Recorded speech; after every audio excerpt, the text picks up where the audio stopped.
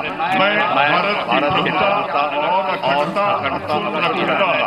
मैं बिहार राज्य के मंत्री के रूप में अपने कर्तव्यों का सदापूर्वक और शुद्ध अंतःकरण से निर्वहन करूंगा तथा मैं भय या पक्षपात, अनुराग या द्वेष के बिना सभी प्रकार के लोगों के प्रति संविधान विधि के अनुसार न्याय करूंगा।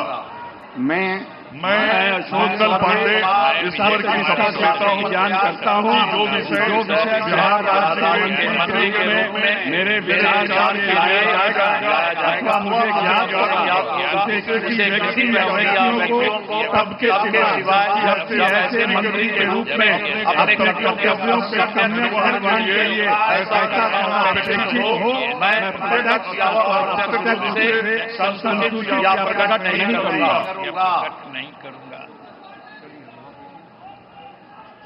तो मंत्रिमंडल के जो बाकी सहयोगी होंगे नीतीश कुमार के एक साथ वो शपथ लेते हुए नजर आए। ये तस्वीरें भी आप देख रहे हैं, वहां पर बड़ी संख्या में आज आम लोग भी वहां पर पहुंचे हुए हैं। खास लोगों को तो आप मंच पर देख ही रहे हैं। कई राज्यों के मुख्यमंत्री और खासतौर पर जो एनडीए शासित राज्यों के मुख्यमंत्री हैं, बड़े नेता, वो तमाम लोग मंच पर दिख रहे हैं।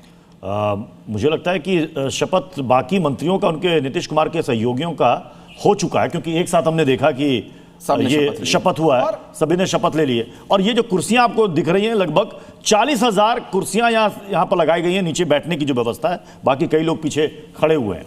हाँ, जब कोई बहुत अनप्रेसिडेंटेड चीज होती है तब बहुत बड़ा हुजूम उमड़ता है। हाँ। लेकिन इसमें भी इतनी बड़ी संख्या में लोगों का आना एक जन भागीदारी को दिखाता है।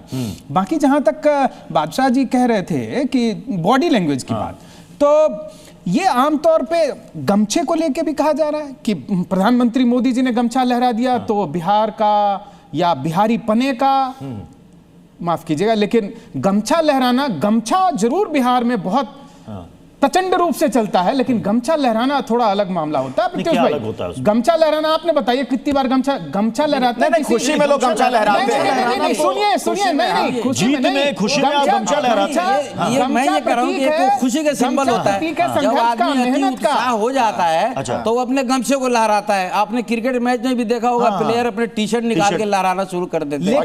लेकिन आज मुझे ये कहना है कि आज मोदी जी गमछा लिए हुए हैं, लेकिन आज गमछा नहीं लहरा रहे हैं। ये को आपने देखा, एक मिनट रुक जाइए, अब जरा तस्वीरों के बारे में भी बता दें।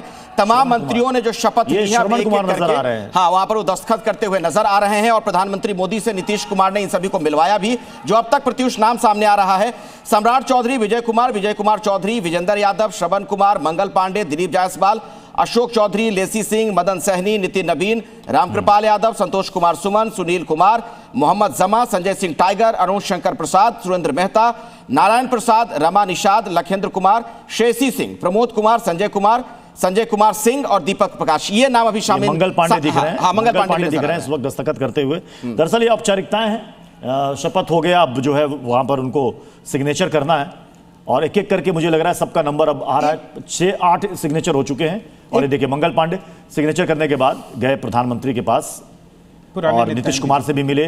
और अब ये देखिए अगला नंबर, मतलब जेडीयू बीजेपी, दिलीप जायसवाल नजर आ रहे हैं।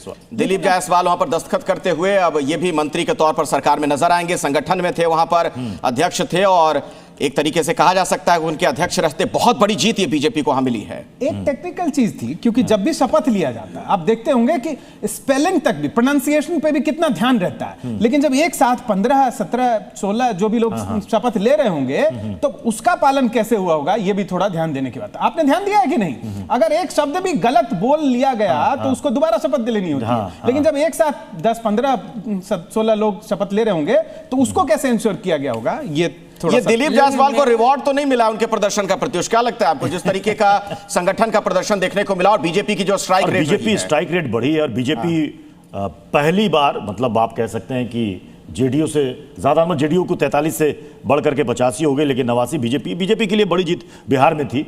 और 2 डिप्टी सीएम बीजेपी के। अब देखना है कि विधानसभा अध्यक्ष को लेकर, हालांकि बीजेपी और जेडीयू के प्रवक्ता कह रहे थे कोऑर्डिनेशन अच्छा है, लेकिन अभी भी विधानसभा अध्यक्ष को लेकर के पेच फंसा। नहीं, बीजेपी का ही विधानसभा अध्यक्ष होगा। और भले ही एलजेपी की तरफ से भी मांग की जा रही है, और उनकी मांग में दो बड़े महत्वपूर्ण पॉइंट हैं। एक तो उनकी सीटें इतनी बढ़ जाना, दूसरा बीजेपी के लिए एक कंपल्सन ये भी है कि वो दलित फेस अगर लाते हैं तो उससे उनकी भी एक मतलब दलितों के साथ जो बॉन्डिंग है वो बढ़ेगी। एक और लेकिन बात इसके है, बावजूद नहीं होना। एक और बात है मुकेश जी, मुझे लगता है आप इससे सहमत होंगे जी।